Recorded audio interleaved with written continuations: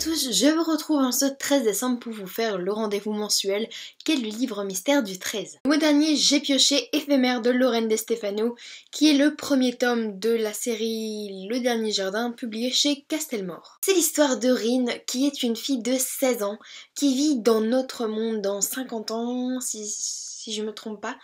Et en fait, dans l'époque où elle vit, les humains sont immunisés contre toutes les maladies, même les plus graves comme le cancer, le sida, etc. Sauf pour le contre-coup, c'est que vous mourrez à 20 ans quand vous êtes une fille et 25 ans quand vous êtes un garçon. Donc vous n'êtes jamais malade, vous n'avez pas de maladie grave, mais vous mourrez à 20 ans. Contraignant.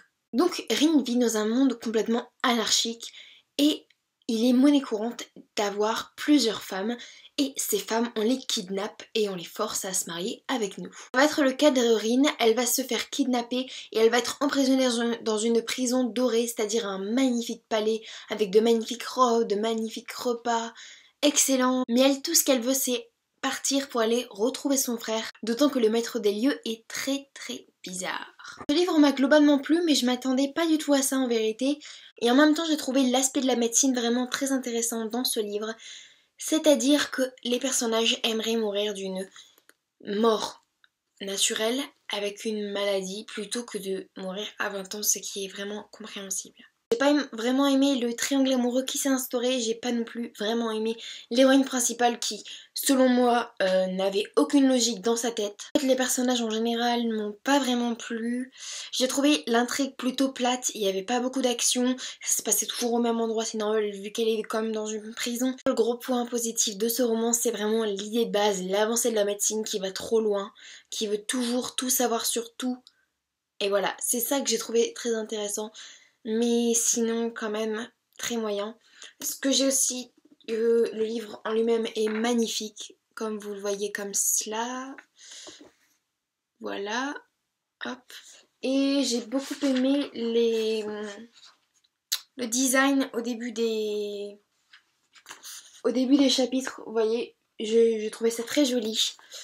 Mais voilà, la lecture est plutôt mitigée, j'ai mis 14 sur Livre Addict. Si je trouve la biographie de l'auteur très sympa. Lorraine De Stefano naît à New Haven, dans le Connecticut. L'écriture est sa passion depuis qu'elle est enfant, si bien que même au restaurant, elle ne pouvait s'empêcher d'écrire toutes sortes d'histoires sur les menus. Maintenant qu'elle est adulte, enfin presque, elle écrit des romans jeunesse, pour de vrai. Elle a été réceptionniste, la pire du monde, serveuse dans un café, préceptrice et professeure d'anglais. Et quand elle ne travaille pas sur ses romans, elle passe son temps à crier des ignominies à sa Nintendo DS, à rendre son chat fou avec un stylo laser et à dépenser tous ses sous dans des friperies pour créer de nouvelles tenues qui tuent.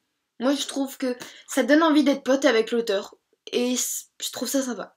Passons maintenant aux choses sérieuses et passons donc au tirage au sort.